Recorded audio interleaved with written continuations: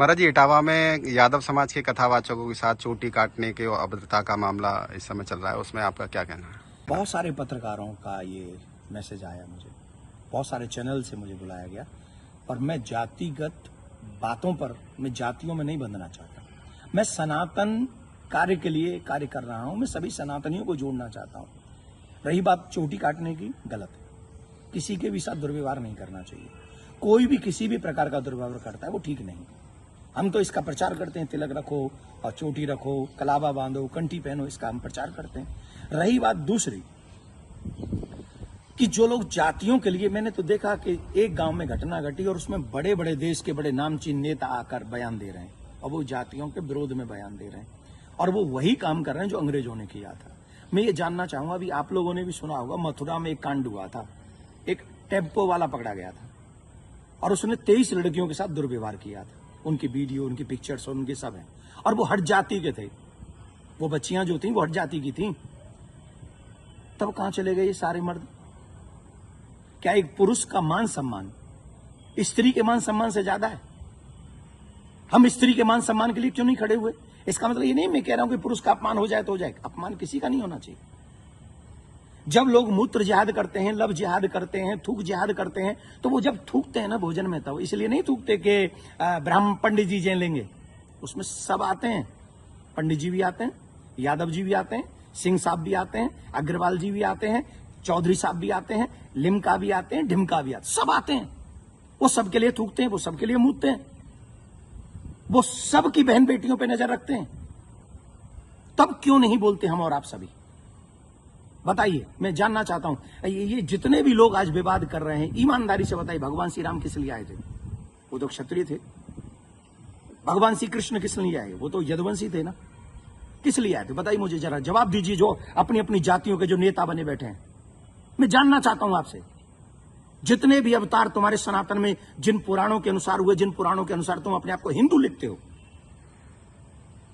किसके लिए अवतार हुए थे? वो धर्म की स्थापना के लिए हुए थे और धर्म की स्थापना करना ही हम सबका दायित्व है कि हम इस देश में धर्म की स्थापना करें, ना कि धर्म का खंडन करें। हम सबको चाहिए कि एक साथ रहकर अपने धर्म का सम्मान करें, अपने धर्म को बढ़ाएं, अपने देश को बचाएं। ये हम लोगों की ड्यूटी होनी चाहिए। और जितने भी यदुवंशी सुन रहे हैं ना, my dear listen to me, निश्चित तौर पे मेरा जन्म जो है ब्राह्मण कुल में हुआ है, लेकिन आपको एक और बात बता दूं, यदुवंशी मेरे हैं सब। पूछिए कैसे?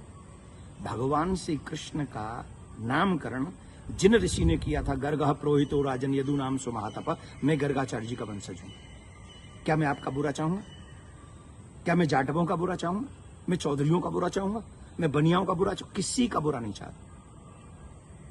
मैं आप सबका भला चाहता हूं और इस देश का भला चाहता हूं। अगर आपको ईमानदारी से अपने इष्ट में निष्ठा है, राम में, कृष्ण में, परशुराम में, हनुमान में, देवी में, देवता में, तो आप शास्त्रों के बताए हुए मार्ग पर चलिए और धर्म का पालन कीजिए और उन विधर्मियों से लड़ने के लिए तैयार हो जाइए जो हमारे देश में जाति का जहर घोलकर, कई बड़े बड़े नेता हैं, जाति के नाम पे कूद पड़े। बस चुनाव की सभाओं में बोल रहे हैं, चुनाव की एक कथा, अरे तुम्हारे इस नाम पे वोट लोगे? लेकिन महाराज जी, सवाल ये आ रहा है कि ब्राह्मणों के अलावा और कोई समाज का व्यक्ति कथा कर सकता है कि नहीं कर सकता? क्यों नहीं कर सकता भाई? कथा प्रवचन कहीं भी करे। हम अपने बच्चों को कहानियां सुनाते, कथा सुनाते हैं, क्या बुराई है? हर एक जाति के व्यक्ति, मम्मी पापा, दादी दादा, नानी नाना तो अपनी ही जाति के होंगे ना। कहानी सुनाए, कथा सुनाए, कोई बुराई नहीं है। लेकिन व्यासपीठ पर बैठ के सप्ताह करना, देखिए उसकी विधा, हम शास्त्रों की बात करेंगे। यहां मैं अपनी बात नहीं करूंगा। मैं ब्राह्मण कुल में मेरा जन्म हुआ है, लेकिन कितने ऐसे कार्य हैं जो मैं खुद नहीं करता। जैसे यज्ञ कराना मैं नहीं करता, क्योंकि उसमें मेरी नॉलेज नहीं है। वो विवाह कराना, वो मैं कार्य नहीं करता। अंतिम संस्कार में भी जो 16 संस्कारों में से एक है, मैं वो नहीं करता।